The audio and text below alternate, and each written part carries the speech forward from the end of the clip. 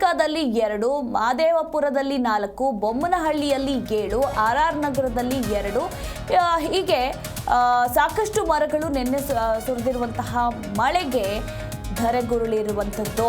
ಹಾಗೆ ಬೆಂಗಳೂರಲ್ಲಿ ರಾತ್ರಿ ಮಳೆಗೆ ಮರಗಳು ಧರೆಗುರುಳಿದ್ದು RT ನಗರದ PNT ಕ್ವಾರ್ಟರ್ಸ್ನಲ್ಲಿ ಸಾಕಷ್ಟು ಅವಾಂತರವೇ ಸೃಷ್ಟಿಯಾಗಿದೆ. ಬಿದ್ದ ಮರ ತೆರವಾಗದ ಹಿನ್ನೆಲೆ ಜನರು ಇಲ್ಲಿ ಸಮಸ್ಯೆಯನ್ನ ಎದುರಿಸ್ತಾ ಇದ್ದಾರೆ. ನಿನ್ನೆಯಿಂದಲೂ ಕೂಡ ಮರವನ್ನ ತೆರವು ಮಾಡದ ಸಿಬ್ಬಂದಿ. ಮುಂಗಾರು ಮಳೆಗೆ ಇನ್ನೂ ಕೂಡ ಪಾಲಿಕೆ ಎಚ್ಚೆತ್ತುಕೊಂಡಿಲ್ಲ ಅನ್ನೋದನ್ನ ಇದನ್ನ ನೋಡಿದ್ರೇನೆ ಗೊತ್ತಾಗುತ್ತೆ. ನಿನ್ನೆಯಿಂದ ಇನ್ನೂ ತೆರವು ಮಾಡ್ತಾನೆ ಇದ್ದಾರಂತೆ. ನೋಡಿ, ಸದ್ಯದ ದೃಶ್ಯಾವಳಿಗಳನ್ನ ಕೂಡ ನಾವು ನಿಮಗೆ ತೋರಿಸ್ತಾ ಇದ್ದೀವಿ.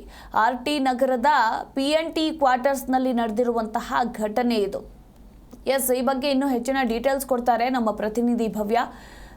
ಮಳೆ ಬಂದರೆ ಸಾಕು ಸಿಲಿಕಾನ್ ಸಿಟಿ ಜನರಲ್ಲಿ ಭಯ ಶುರುವಾಗುತ್ತೆ. ಯಾಕಂದರೆ ಅಷ್ಟೇ ಪ್ರಮಾಣದಲ್ಲಿ ಅವಾಂತರಗಳು ಸೃಷ್ಟಿಯಾಗುತ್ತೆ ಅಂತ. ಸಾಕಷ್ಟು ಮರಗಳು ಧರೆಗುರುಳಿವೆ. RT ನಗರದಲ್ಲಂತೂ ಇನ್ನೂ ಮರವನ್ನು ತೆರವುಗೊಳಿಸಿಲ್ಲ ಅನ್ನೋದ್ರ ಕುರಿತು ಮಾಹಿತಿ ಇರುವಂಥದ್ದು. ಇಲ್ಲಿ ಮತ್ತೊಂದು ಕಡೆ ನೋಡ್ತಾ ಇರಬಹುದು, ವಾಹನ ಸವಾರರು ಹಾಗೆ ಝೊಮ್ಯಾಟೊ ಬಾಯ್ ಯಾವ ರೀತಿ ಪರದಾಡಿದ್ದಾರೆ ರಾತ್ರಿ ಸುರಿದಿರುವ 1 ಗಂಟೆಗಳ ಕಾಲ ಮಳೆಗೆ ಅಂತ.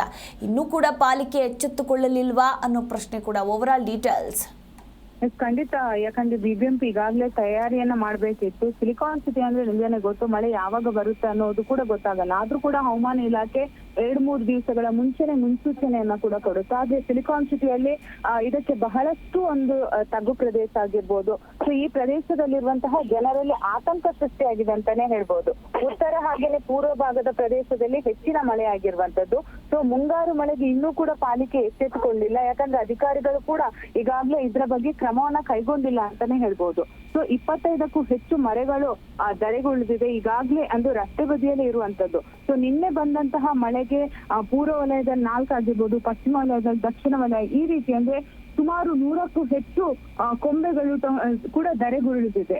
ಸೊ ಆದ್ರೂ ಕೂಡ ಇನ್ನೂ ಕೂಡ ಯಾಕೆ ಕ್ರಮ ಕೈಗೊಂಡಿಲ್ಲ ಅನ್ನೋದು ಕೂಡ ಇಲ್ಲಿ ಪ್ರಶ್ನೆ ಆಗಿರುವಂತದ್ದು. ಯಾಕಂದ್ರೆ ಇನ್ನೂ ಕೂಡ ಬಿದ್ದ ಮರವನ್ನ ತೆರವು ಮಾಡೋದಕ್ಕೆ ಇನ್ನೂ ಕೂಡ ಅಧಿಕಾರಿಗಳು ಬಂದಿಲ್ಲ ಅಂತ RT ನಗರದ PT ಕ್ವಾರ್ಟರ್ಸ್ ನಲ್ಲಿರುವಂತಹ ಜನರು ಕೂಡ ಆಕ್ರೋಶವನ್ನ ಹೊರ ಹಾಕಿದ್ದಾರೆ. ಮತ್ತೊಂದ್ ಕಡೆ ಈಗಾಗಲೇ ಅಂದ್ರೆ ಹವಾಮಾನ ಇಲಾಖೆ ಮುನ್ಸೂಚನೆ ಕೊಟ್ಟಿದ್ರು ಕೂಡ ರಾಜಕಾಲುವೆಯಂತಹ ಹೂಳೆತ್ತುವಂತಹ ಕೆಲಸವನ್ನ ಯಾಕೆ ಮಾಡಿಲ್ಲ ಅನ್ನೋ ಪ್ರಶ್ನೆಯನ್ನು ಕೂಡ ಜನಸಾಮಾನ್ಯರು ಕೇಳ್ತಾ ಇದ್ದಾರೆ. ಯಾಕಂದ್ರೆ ಮಳೆ ಬರುವ ಮುಂಚೆ ಅಂದ್ರೆ ಈಗಾಗಲೇ BBMP ಬಜೆಟ್ ನಡೆಯುವಂತಹ ಸಂದರ್ಭದಲ್ಲಿ ರಾಜಕಾಲುವೆ ವಿಚಾರಕ್ಕಾಗಿರ್ಬೋದು, ರಸ್ತೆ ಡೆವಲಪ್ಮೆಂಟ್ ಆಗಿರ್ಬೋದು, ಇದಕ್ಕೆ ಅಂತ ಬಹಳಷ್ಟು ಕೋಟಿ ಹಣವನ್ನ ಕೂಡ ಇಟ್ಟಿರುವಂತದ್ದು. ಆದ್ರೆ ಎಲ್ಲೋ ಒಂದು ಕಡೆ ಅಧಿಕಾರಿಗಳು ಇದನ್ನ ಸರಿಯಾದ ರೀತಿ ಕೆಲಸವನ್ನ ಮಾಡ್ತಿಲ್ವಾ ಅನ್ನೋ ಪ್ರಶ್ನೆ ಕೂಡ ಇಲ್ಲಿ ಎದ್ದೇಳ್ತಾ ಇದೆ. ಯಾಕಂದ್ರೆ ಒಂದು ಮಳೆ ಬಂದ್ರೆ ಸಿಲಿಕಾನ್ ಸಿಟಿಯ ರಸ್ತೆಗಳು ಜಲಾವೃತಗೊಳ್ಳುತ್ತೆ, ತಗ್ಗು ಪ್ರದೇಶದ ಮನೆಗಳಿಗೆ ನೀರು ನುಗ್ಗುತ್ತೆ, ಮರಗಳು ಕೂಡ ಧರೆಗುರುಳುತ್ತೆ. ಸೊ ಇಷ್ಟೆಲ್ಲ ಸಮಸ್ಯೆ ಇದ್ದಾಗ ಜನಸಾಮಾನ್ಯರ ಪ್ರಾಣಕ್ಕೂ ಕೂಡ ಅಪಾಯ ಆಗುವಂತಹ ಸಾಧ್ಯತೆ ಇರುವಂತದ್ದು. ಇನ್ನು ಕೂಡ ಅಧಿಕಾರಿಗಳು ಎಚ್ಚೆತ್ತುಕೊಂಡೆ. DCM ಬೇರೆ ನಿನ್ನೆಲ್ಲ ಮೊನ್ನೆ ರೌಂಡ್ಸ್ ಅನ್ನ ಕೂಡ ಮಾಡಿದ್ರು. ಸೊ ಈ ಸಂದರ್ಭದಲ್ಲಿ ಕೂಡ ಬಹುತೇಕವಾಗಿ ಅಂದ್ರೆ ಸೂಕ್ತ ಕ್ರಮವನ್ನ ಕೈಗೊಳ್ಳುವುದಾಗಿ ಕೂಡ ಅಂದ್ರೆ ಅಲ್ಲಿರುವಂತಹ ಜನರಿಗೆ ತಿಳಿಸಿದ್ರು. ಆದ್ರೆ ಇನ್ನೂ ಕೂಡ ಅಧಿಕಾರಿಗಳು ಎಚ್ಚೆತ್ತುಕೊಂಡಿಲ್ಲ ಅಂತಾನೆ ಹೇಳ್ಬಹುದು. ಮಧು. ಎಸ್, ಥ್ಯಾಂಕ್ ಯು ಭವ್ಯ ನಿಮ್ಮೆಲ್ಲ ಮಾಹಿತಿಗಾಗಿ.